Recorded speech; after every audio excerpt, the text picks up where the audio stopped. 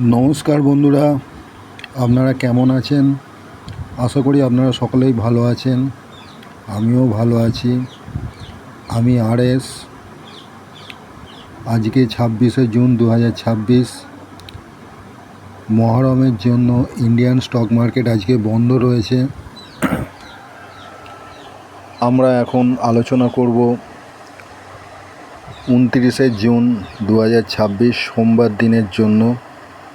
সোমবার দিন আমাদের ইন্ডিয়ান স্টক মার্কেট কেমন হবে বা কেমন থাকতে চলেছে সেই বিষয়ে আলোচনা করব। বিশেষ করে নিফটিতে কী ধরনের চাল আসতে চলেছে। বিশেষ করে আমি আমার এই ভিডিওর মধ্যে ডেটা শেয়ার করি আপনাদের কাছে। ডেটা বলতে আমাদের ইন্ডিয়ান শেয়ার বাজারে 4 ধরনের পার্টিসিপেট করে। 1 নম্বর হচ্ছে আমরা সাধারণ মানুষ যারা ক্লায়েন্ট ক্যাটাগরিতে পড়ি।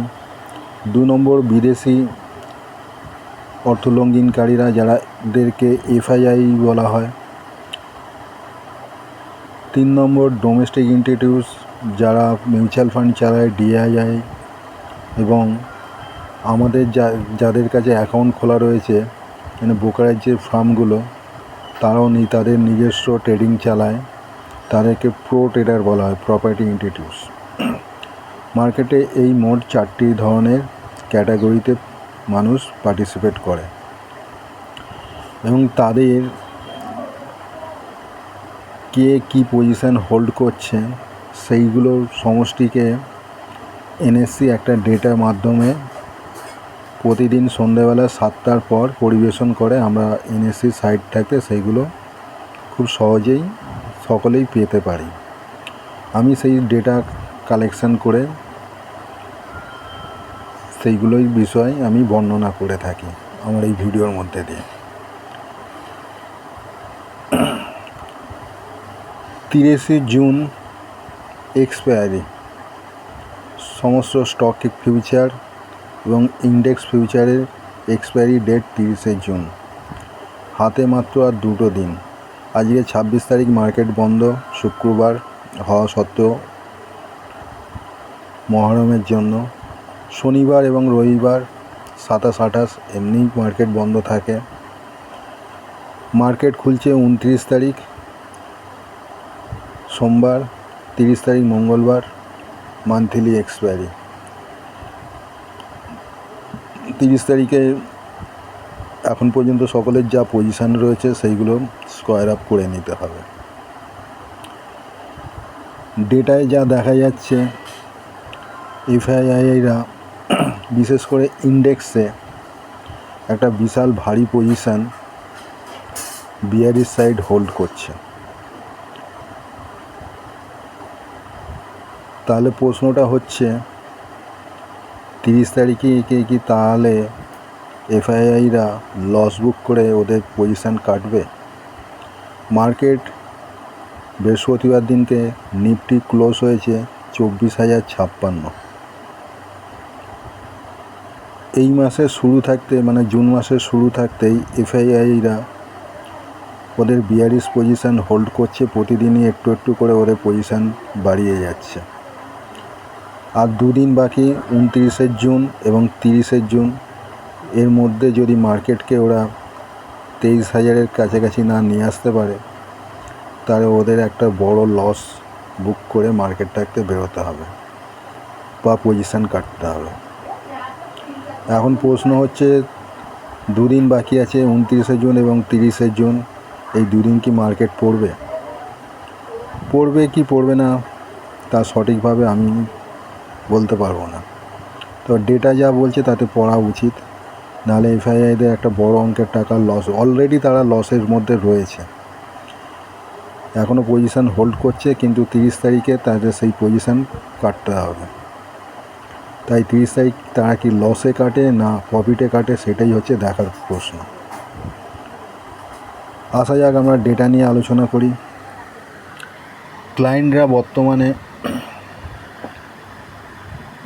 গত বৃহস্পতিবার দিনকে মার্কেট একটু উপরে গিয়েছিল, 24,262 হাই মেরেছিল। তাই ফিউচারে ক্লায়েন্টরা প্রফিট বুক করেছে এবং কলও কিছুটা বাড়িয়েছে, ইন্ডেক্স কল বাড়িয়েছে, ইন্ডেক্স পুট অপশানও শর্ট করেছে। ক্লায়েন্টের মনোভাব হচ্ছে মার্কেট আরও উপরে যাবে। অপরদিকে এফআইআইরা ফিউচার এবং কল সেট থেকে কিছুটা profit, future, call, index call এবং ইন্ডেক্স পুটে কিছুটা প্রফিট বুক করেছে, কিছুটা হালকা করেছে। তা হলেও এখনও এফআইআইদের কাছে 2,25,000 ইন্ডেক্স ফিউচার শর্ট রয়েছে, 2,60,000 ইন্ডেক্স কল শর্ট রয়েছে এবং প্রায় 6 লক্ষ ইন্ডেক্স পুট বাইং পজিশানে হোল্ড করছে এফআইআইরা। প্রোরা ইন্ডেক্স ফিউচারে আগামী দিন প্রফিট বুক করেছে, ইন্ডেক্স কলে প্রফিট বুক করেছে, ইন্ডেক্স পুটে লস বুক করেছে এবং ইন্ডেক্স পুট কিছুটা বাড়িয়েছে। বর্তমানে প্রোদের পজিশান হচ্ছে ফিউচারে 3,000-এর মতন ইন্ডেক্স ফিউচার বাই আছে, index call 1,14,000 index call buy আছে এবং 1,14,000 ইন্ডেক্স পুটও বাই আছে। কল আর পুট প্রায় সমান সমান, দুটো হেজ পজিশান। মার্কেট যদি উপরে যায় একমাত্র ফিউচারেই প্রফিট পাবে, কারণ কলে যা প্রফিট হবে সেটা পুটে লস হয়ে বেরিয়ে যাবে, আর মার্কেট পড়লে পুটে যেটা লাভ হবে সেটা কলে লস হয়ে বেরিয়ে যাবে, একমাত্র ফিউচারে এক্সট্রা লস হবে।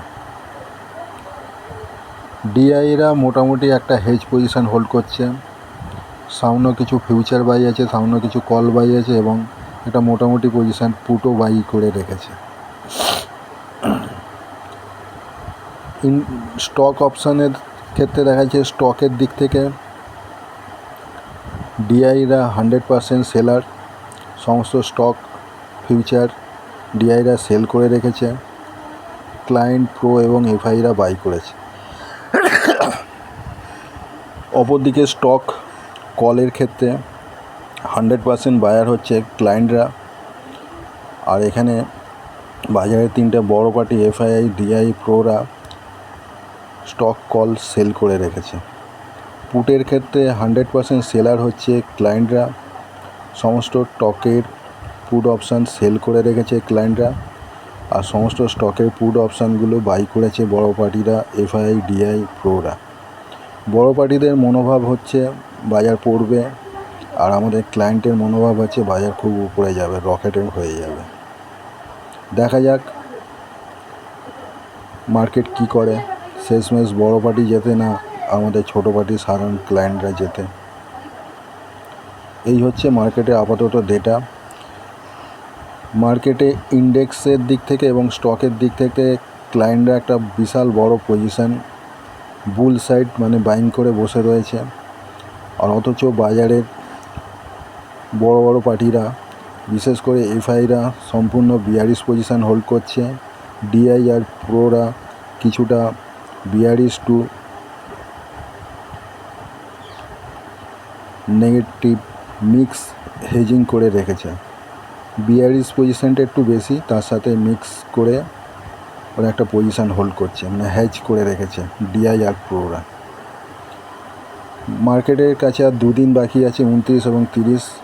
এই 2 দিন একটা ভালো মুভমেন্ট আসতে পারে, সেই মুভমেন্টটা উপর দিকে না নিচের দিকে সেটা মার্কেট খোলার পরেই আমরা বুঝতে পারবো।